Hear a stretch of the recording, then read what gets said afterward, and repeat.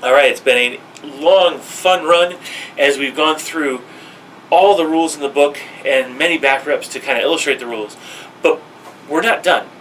Today, though, before we go on to future content, we're going to talk about a couple things, a single correction, some thoughts and observations we've made along the way, and some comments about house rules. So stick around.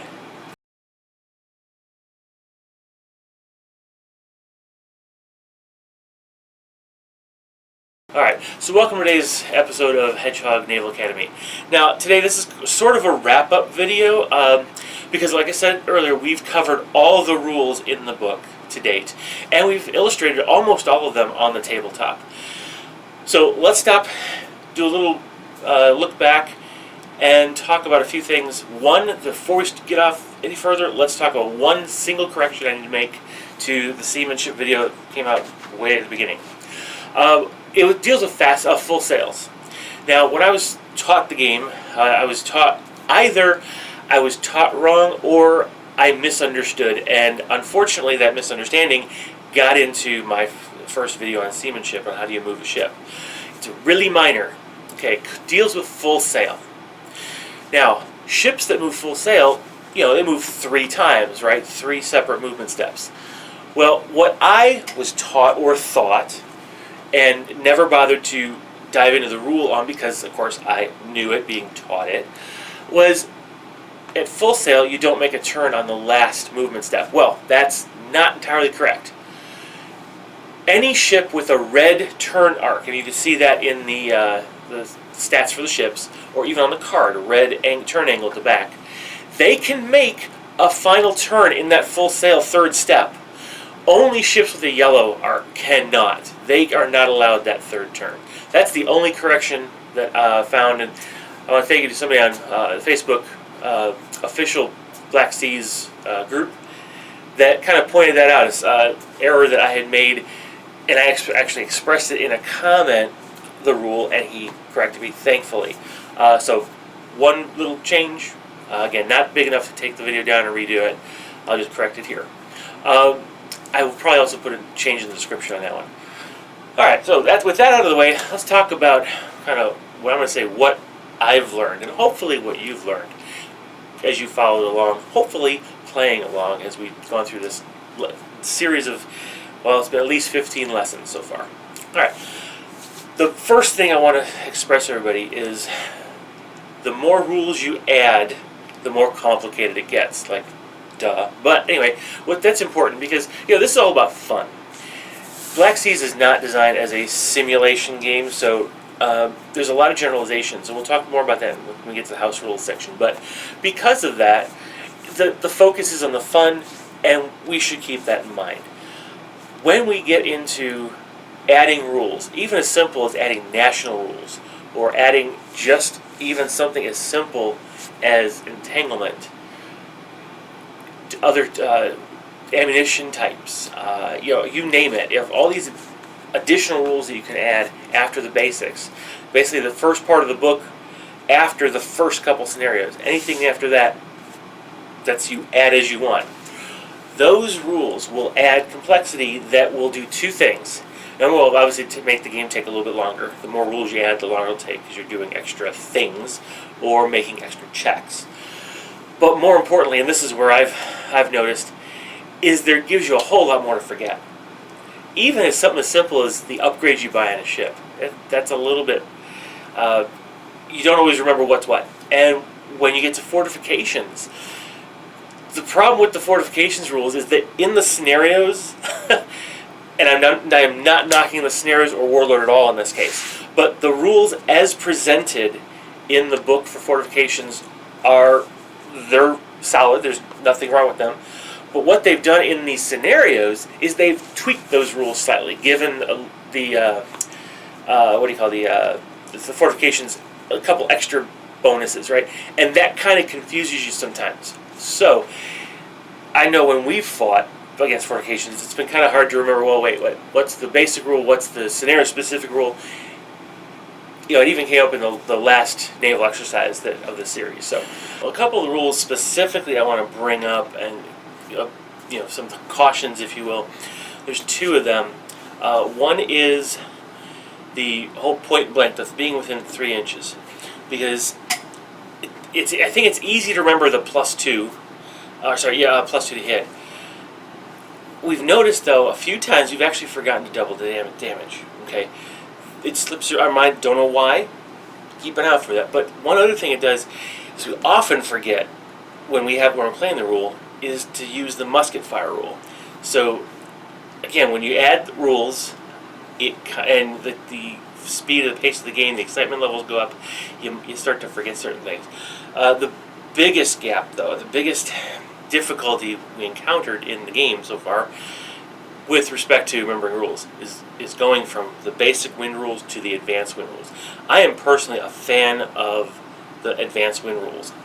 I started in board gaming and wargaming with wooden ships and Iron Men, and sail, direction to the wind all mattered very, very heavily. And it was, I'm going to call it realistic in those games. Black Sea's basic, not so much. Black Sea's advanced rule for wind, yes. More realistic wind does real well. However, there's two big differences that keep forgetting. Matter of fact, we had to redo an entire naval exercise because we had introduced it just thinking, well, why not? It's fun. Advanced wind rules, and we forgot these two key things that kept catching us. And so instead of releasing a naval exercise video with all those mistakes in it, we redid it.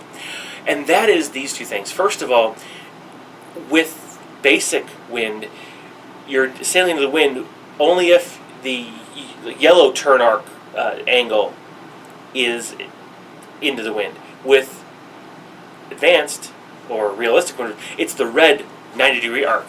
That means you're going to be sailing into the wind a whole lot more often, and it's going to catch you by surprise.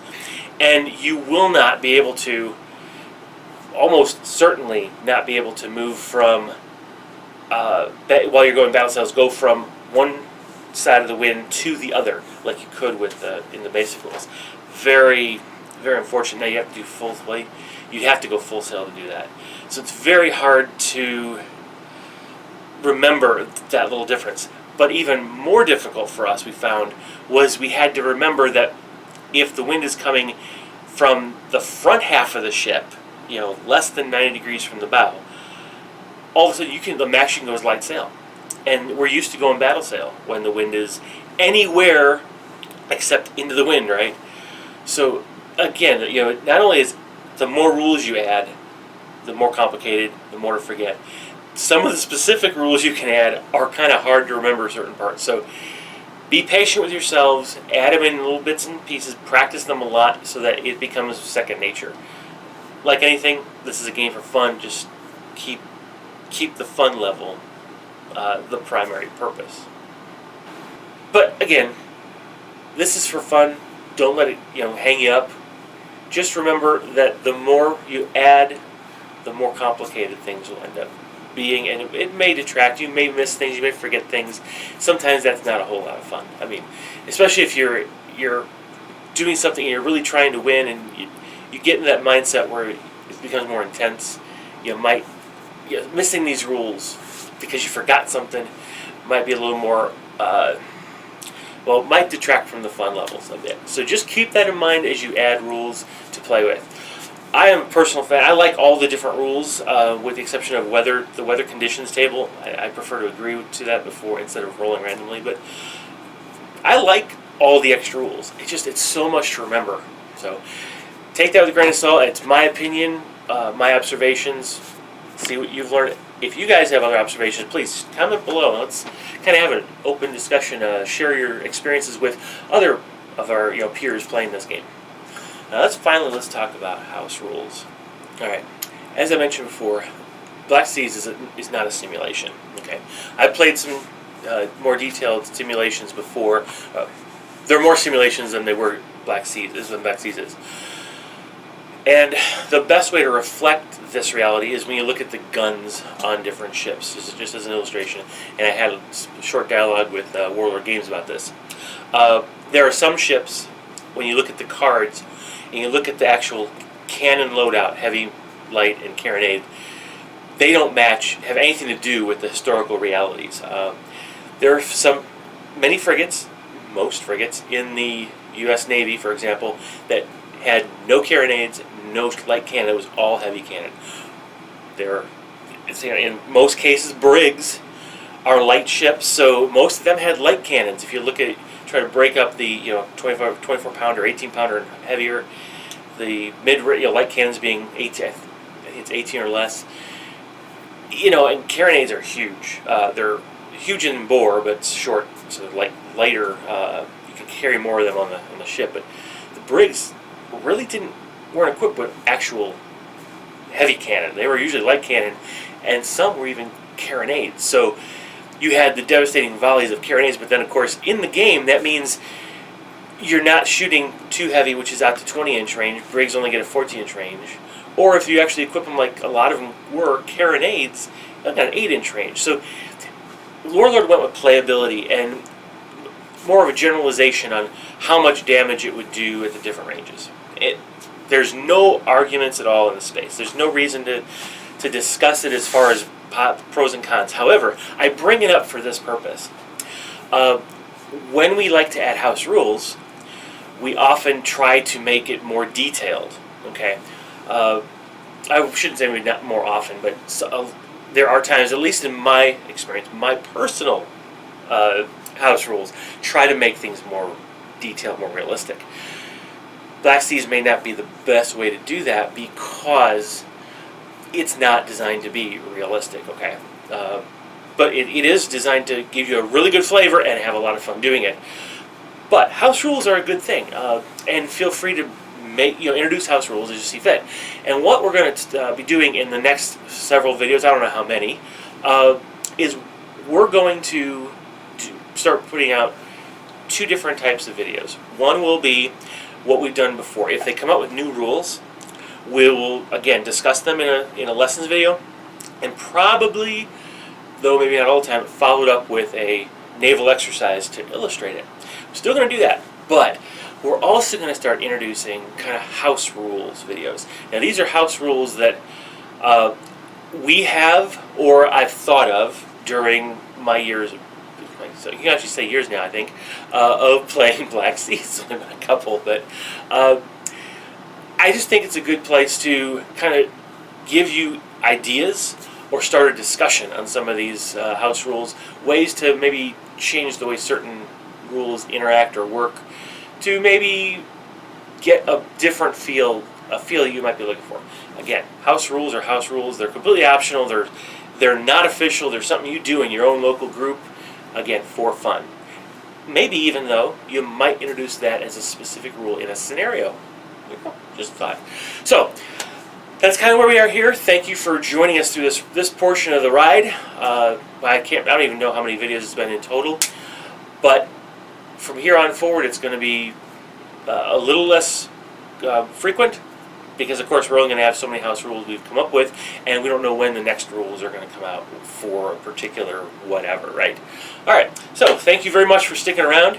Share, like, subscribe, especially if you know fans of Black Seas who might get something out of this. Just go ahead and share this on Facebook, or tell them about it, and that'll help the channel, obviously. And every little bit helps. All right, so thanks a lot, guys. See you in the next video. Bye-bye.